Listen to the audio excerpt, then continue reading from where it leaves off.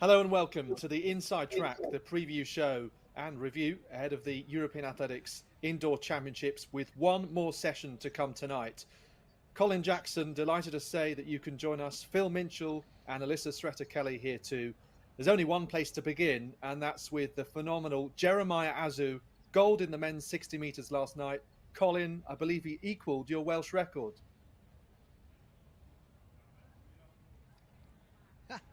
He did equal my Welsh record, indeed. It's been a long time coming for the young man. He's from my hometown of Cardiff, so I see him quite a bit at the training track. And he's always saying to me, "Oh, Collin, how did you do this? How did you do that?" And to witness him taking the title in such a majestic manner, I'd say was really good, really good. Of course, when you did it in 1994, it was part of a sensational double. So Jeremiah would have to go some to really match what you did. What are your memories of that achievement? Yeah, 1994 was very special for me. It was an odd indoor season because it was really dictated by my coach and Malcolm Arnold, who decided that he wanted me to attack the sprint hurdles world record, but also just a little bit of a novelty to do some 60-meter sprinting as well. So to actually make the team, first of all, in Paris to compete was important.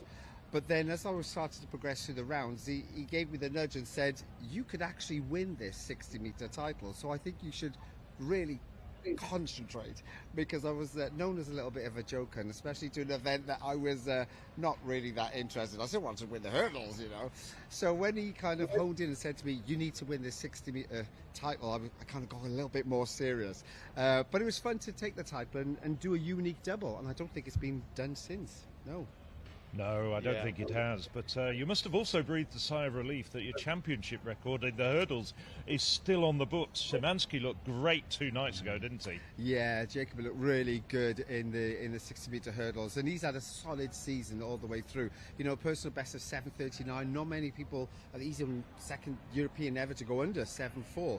So for him to come out having a good balanced early season and then win the title, it's just really good. And I hope that he just moves on to Nanjing and does himself proud there also. Yeah, we had mentioned actually in a previous show, I wonder if Abel Jordan of Spain, could he do that achievement? No, come on, you know, have some respect for Collin and what he did back then. It just shows, I think, how hard it was to do. Phil, that high jump was pretty special, a perfect record for Doroshuk of Ukraine. Yes, I mean, we've been watching Doroshuk all season. He's had a great record. He's only been beaten by one European in his 4 previous outings before coming here. And he was the world leader coming here with 2:32, which he did a couple of weeks ago to win the Ukraine title in Kiev. He's been the class act.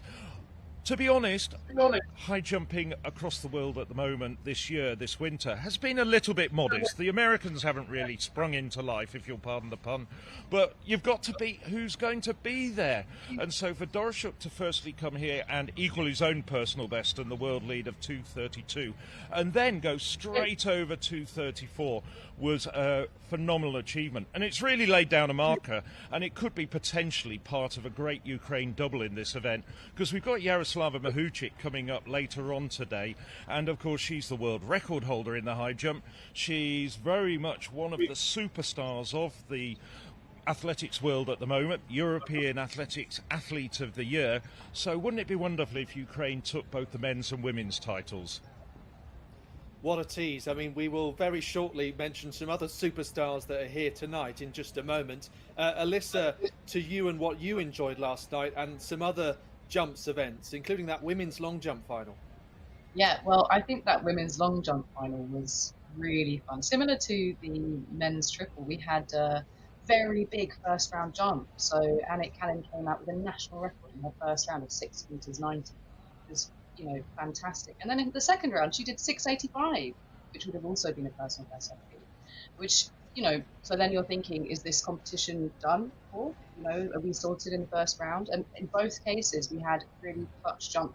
Round 3, Larissa Yapchina, of course, came in with 6:94, and managed to win that. And then also a clutch jump from Mihambo in the final round to get on the podium. It's absolutely fantastic. And of course, Larissa Yapchino's mother won this back in 1998 with 6.91 meters. So Larissa actually bested her mother slightly. And it would be interesting to see if this is going to open up things for Larissa. She might take her mother's national record, which is 7.11.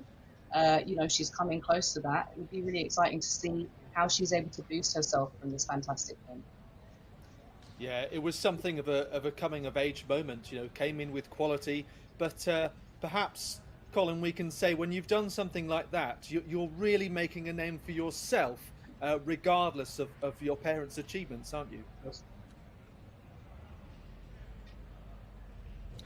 Yeah, you're spot on there. And, you're establishing your own levels of excellence, which is really important. You're not just reflecting or think that you can be good just because of who your heritage is. You've got to go out there, you've got to work hard, you've got to stay committed and deliver your individual and make your individual history. And I think Larissa is doing that so well.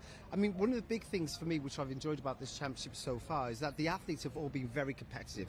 They've come out there and produced their best performances when it matters. We're not seeing great performances in Europe and then everything just tailing off. It's been the complete opposite, if I'm honest. The athletes are all raising the game, which it bodes well for our sport. Absolutely. There was a real raising of the game in the head-to-head rivalry in the heptathlon between Sander Schottheim, who had been a serial silver medalist, 5 silver medals. Gosh, that must hurt. A little bit like Keely Hodgkinson's situation where she said, that's not happening again, and won gold. And that was the case for Schottheim. Phil, what did you make of the conclusion to the heptathlon? Well, what could you say about the conclusion to the heptathlon? And a world record was still potentially within both Ehammer and Schottheim's grasp when they were going into the 1,000 metres. It was more realistic, even though he was at that point about 50 points behind Ehammer, that Schottheim was going to do it, because he was by far and away the better distance runner, if you like. Going over 1,000 metres, he had a personal best of about 13 seconds better than Ehammer, and he came through and did magnificently. He dug deep, improved his personal best by just over a second, and came through with that European record. But behind him, let's give all credit to Simon Ehammer as well. He'd had a number of personal bests in the heptathlon earlier in the competition. He'd set that championship best of 8:20 on the first day in the long jump, and he's still very, very competitive as well. And he also exceeded the previous European record and broke. He had to really work hard for it, but broke his personal best in the 1,000 metres by about 4 seconds. So all credit. It was a fantastic head-to-head battle. And if you actually look down the rest of the results, yes, we've got world records from Ashton Eaton and we've got a few other superlative performances, but that was the best ever indoor heptathlon for depth that we've ever seen. Deservedly also rewriting quite a lot of the continental record books. They relished that head-to-head fight. And you know what? I think it's sometimes said about Simon Ehammer that he kind of chugs around at the very last event and he might lose his lead. But yes, that personal best, I think, would give him confidence that he can hold on to future leads. Gosh, we haven't even mentioned Lieke Klabbe. And I'm going to mention that in respect of her potentially going for another gold tonight in the women's 4x4. Collin, there's no coincidence that the women's 4x4 is the last event of these championships. The organisers are hoping for a big send-off with Klabbe and Bol potentially involved. Yes, they've got gold medals already from this championships, and they certainly want another one at the end of the night. We're in this amazing stadium, amazing arena, and the fans have been incredible already. So you can imagine the noise when they both take to the track later on this evening. It's going to be fantastic. Will we think about it being potentially another European record? Who knows what's going to happen here? Because what I've noticed is people have been raising their performance hugely when they've been inspired by this particular occasion. So who really knows? Let's not shut any door on any records at this moment, and let's hope that the Dutch national team do it for the fans. Would be wonderful to see. Alissa, what about you? What are you most looking forward to tonight? I'm looking forward to both the women's 800 and the high jump final. I think the 800 is so open. You've got two women who have achieved European medals before, whereas got two golds in the junior in the under 23s, and then you've got Phil Gosh who's got a bronze at the European Athletics Championships. Other than that, we are so close. I thought we had the top three in Europe in the same heat yesterday, which wasn't ideal. However, I thought they qualified great, and Vero won, but I thought Lieberman actually looked maybe a bit more comfortable. Caught her on the line, but sort of easing off a little bit. And I think that, Vero's probably the favourite, but I think Lieberman and Vilgosh really, anyone. Horvath's fantastic as well. Poirot came in fantastically. It's so open. Anyone could be getting their first, senior gold here. Yes, quite extraordinary that those three athletes you mentioned all within that 2 minutes flat 0.3 range this year, so nothing to separate them, which is amazing. Yeah, we've only ever, since 2009, only Keely has run sub 2 minutes. We were kind of close there, about 2:01. I don't know, should the occasion call, should they all be really pushing each other, we could see a sub 2 minute time. Could be very exciting, who knows.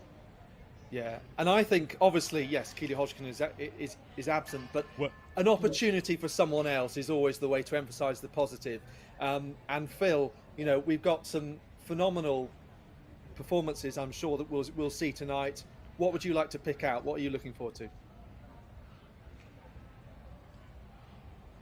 Well, I'm just going to come back to you about that women's 800 metres, because I was talking to Anita Horvath in Madrid just over a week ago, and she was disappointed in Madrid at not going under 2 minutes there, and she says she wants to do it here. So don't be surprised if she goes straight to the front. Usually she relies on a sprint finish, but if she goes straight to the front and tries to tear the guts out of this field.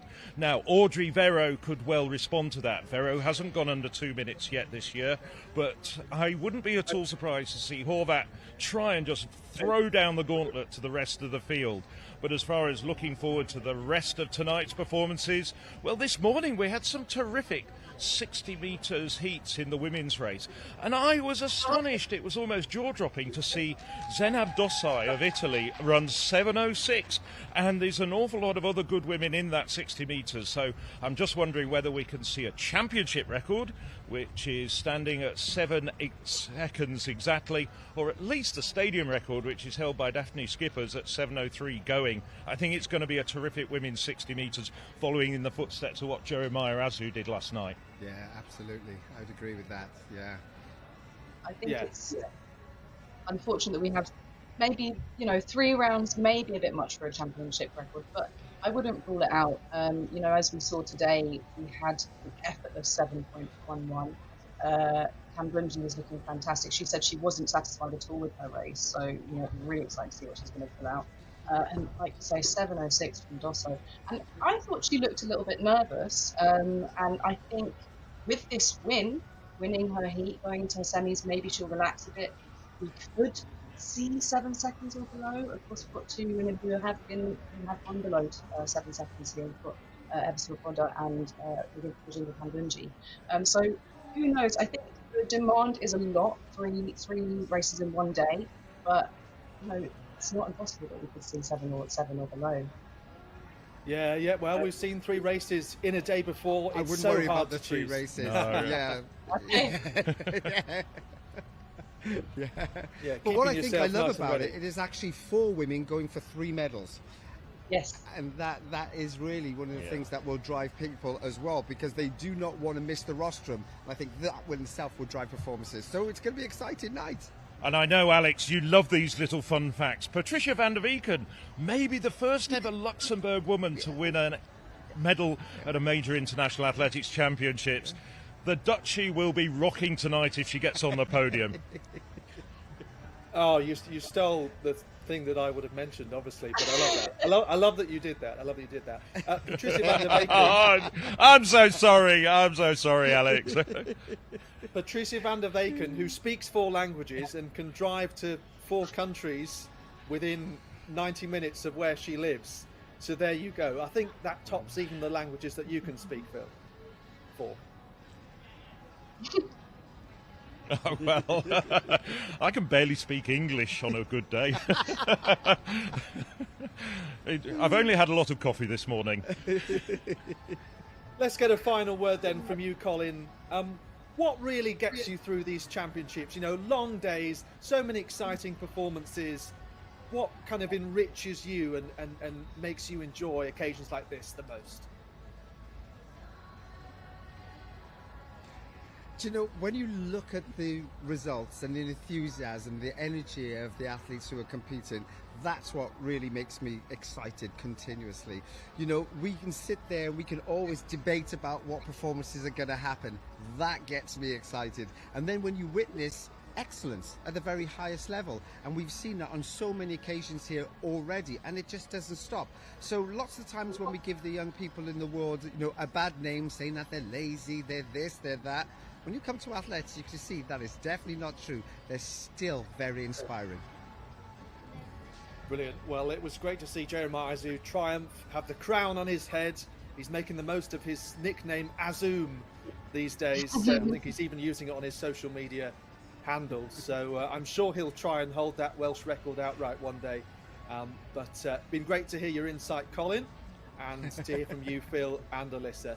So thanks very much for watching the Inside Track, and don't forget the live stream coming up this evening. Plenty of content on social media. There's a European Athletics app now as well. All the results on the website, and all that's left to say is goodbye. Thank you very much. Thank you.